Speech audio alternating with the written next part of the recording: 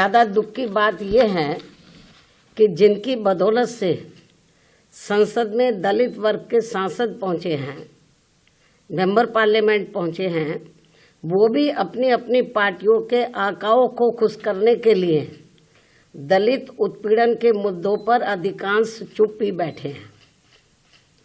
चाहे वो दलितों के उत्पीड़न का मामला अपने देश का हो या फिर बांग्लादेश का हो। तो वही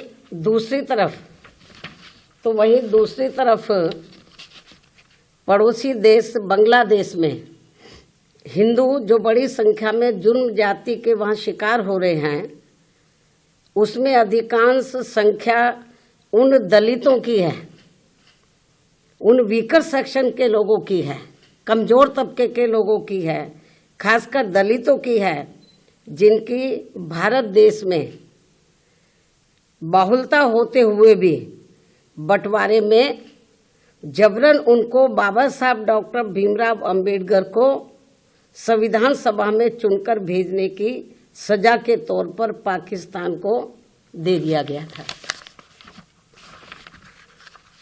इस प्रकार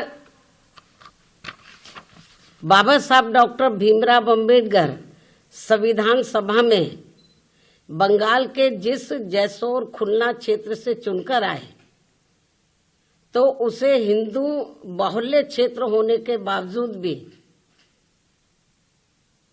षड्यंत्र के तहत पहले पाकिस्तान के हवाले कर दिया, जो अब बांग्लादेश में है। वो क्षेत्र अब बांग्लादेश में है, और जिस क्षेत्र को पहले पाकिस्तान के हवाले कर दिया था, जो अब बांग्लादेश में है, तो हिंदुओं में भी अधिकांश संख्या वहां वीकर सेक्शन की थी, जिससे फिर बाबा साहब डॉक्टर भीमराव अंबेडकर वहां से इस्तीफा देकर भारत वापस आ गए बांग्लादेश से। और ये सब जातिवादी खेल कांग्रेस पार्टी का था। और अब जब वहां इनका शोषण हो रहा है, तो विपक्ष की ये मुख्य पार्टी इस पर चुप है, कांग्रेस पार्टी चुप है। और अब वह केवल मुस्लिम वोट के लिए संभल चिल्ला रही है। इस मामले में कांग्रेस, सपा व इनके समर्थक दल एक ही थाली के चट्टे बट्टे हैं। ऐसे में बीजेपी व उनके नेतृत्व में चल रही केंद्र की सरकार अपनी जिम्मेवारी को आगे बढ़ चढ़कर निभाए, ताकि शोषण का शिकार हो रहे दलित वर्ग के लोगों का वहां और ज्यादा शिकार ना होना पड़े, जिनकी तादाद वहां बहुत ज्यादा है।